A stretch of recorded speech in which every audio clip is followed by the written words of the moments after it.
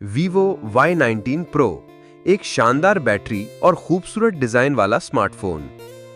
Vivo Y19 Pro अपनी class में एक ऐसा फोन है जो बैटरी लाइफ, परफॉर्मेंस और डिस्प्ले के शौकीन अफराद के लिए बेहतरीन इंतखाब समझा जाता है। इस फोन का डिजाइन सलीके से तैयार किया गया है जो हाथ में पकड़ते ही प्रीमियम फील देता है। डिजाइन और डिस्प्ले 6.53 इंच का FHD plus IPS LCD display view को शानदार बनाता है।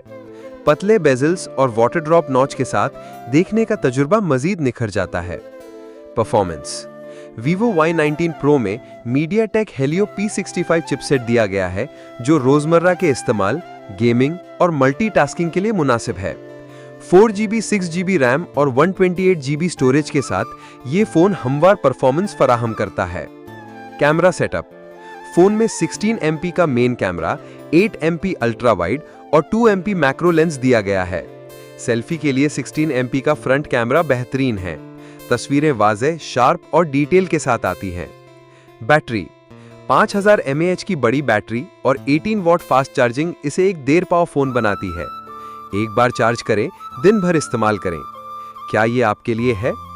अगर आप बजट में एक अच्छे डिस्प्ले, बैटरी और कैमरा वाला फोन चाहते हैं तो Vivo Y19 Pro आपके लिए एक बेहतरीन इंतखाब है।